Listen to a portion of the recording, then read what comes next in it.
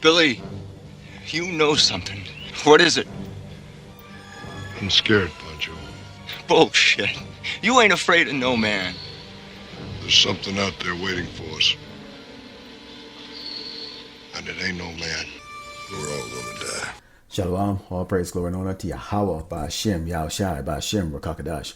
Double honors and teachers, elders, and apostles, great millstone, also to brothers that they're putting on the truth, faithfully, fearlessly feeding the sheep, and to brothers and sisters tuning in, Shalom. And you heard right there, okay, that Esau, the Edomite, the so-called white man, they are afraid of Yahweh, Ba'ashem, Yahushai, because they know what? Yahweh, Ba'ashem, Yahushai, Yahushai, Mashiach said what? He will meet Esau not as a man, but as a power, as a God. And Esau knows this, and this is the reason why Esau is shaking his boot. Let's go into the first book here. This is the book of Amos, chapter 9, start verse 8, and it says, Behold, the eyes of the Lord power are upon the sinful kingdom, and I will destroy it from the face of the earth, saving that I will not utterly destroy the house of Jacob, said the Lord Yahweh Shemashai. So the Lord Yahweh Shemashai faces on this wicked place called Great Babylon, America. Now you know that this place, brags, parades its military all across this earth. It has bases all across the earth. Surrounding these nations with its ships. Have spy satellites and its spy planes all over the earth.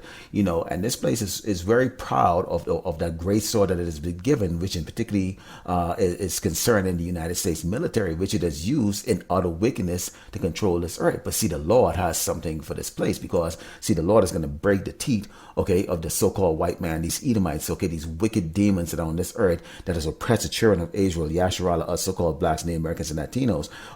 And he's going to do that, by doing what? Let's go into the book of Isaiah 19 and verse 2, and it says, I will set the Egyptians against Egyptians, and they shall fight everyone against his brother and everyone against his neighbor, city against city, and kingdom against kingdom, which we would like to refer to these as queendoms against queendoms, because Esau really is a maniacal, bitch, and you see, right now, we right now trapped in this place known as spiritual Sodom in Egypt, and you see in every state they have what they call a National Guard, you have the Army Reserve, you have, the Navy, you get the Air Force, you get the Marines, you get the reserve components of those, you now have the Space Force, which they are trying to prepare to go do what? Battle against our Malak, Yahushua Mashiach, who's going to return with the angelic angels, and a force that Esau can't even begin to comprehend, in his wicked, weak-ass Hollywood movies that somehow he comes out the victor against an invasion that comes from an advanced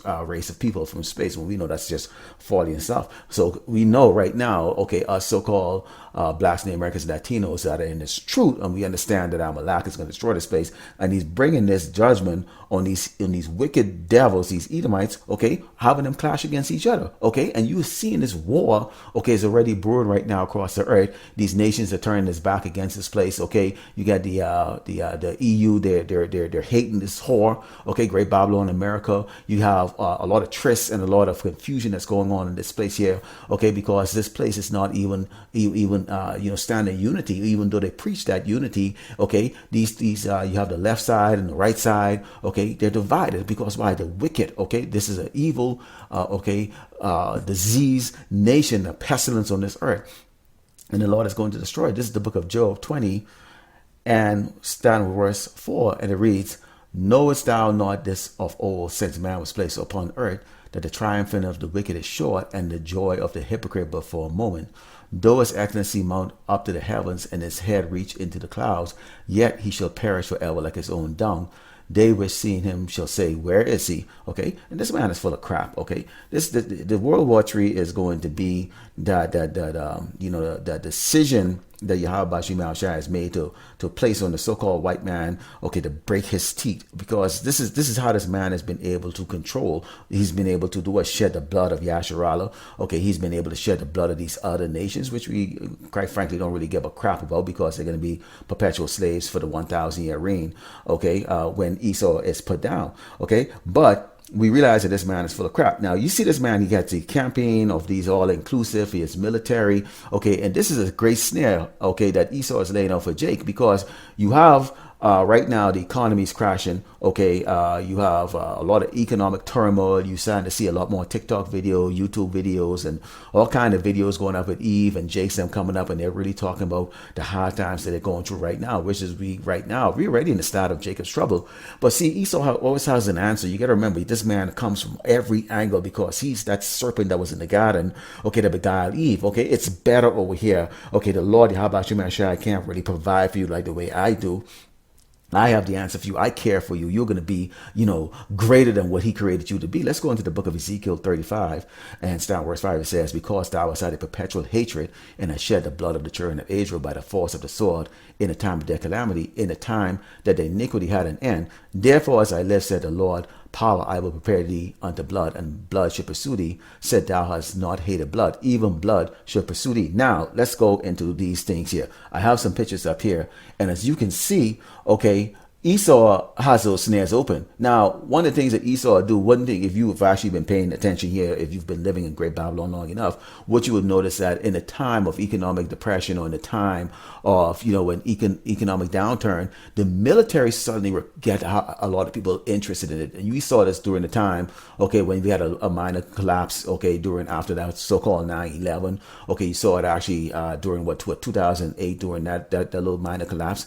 And again, now you're going to start to see it emerging, okay, as more of these people losing their job. In particular, we know Jake is affected at the lower level, okay, and you've seen, okay, here it says where they have in these open recruitment, okay, mandatory military instruction affects so-called blacks, Latino high school student most frequently, report says. And if you read it real close here, you see that some of the parents are objecting to this because they're making it mandatory for you to join JROTC, okay, in high school, okay. And you see here where this other one comes in here where it says USA REC outlines measures to increase inclusivity in recruiting. This inclusivity, this word, okay, it meaning what? We want to bring in the so-called blacks, Native Americans, and Latinos inside it as if they're doing you a favor. See, Esau hates you. Okay, we can't say more than enough like that. I just read Ezekiel 35 and 5. It says, because I was had a perpetual hatred and it shed the blood of the children of Israel by the force of the sword in the time of their calamity, in the time of that they had the iniquity had an end. The Lord is going to give him to the sword. But Esau is trying to draft you in. That's why they try to make it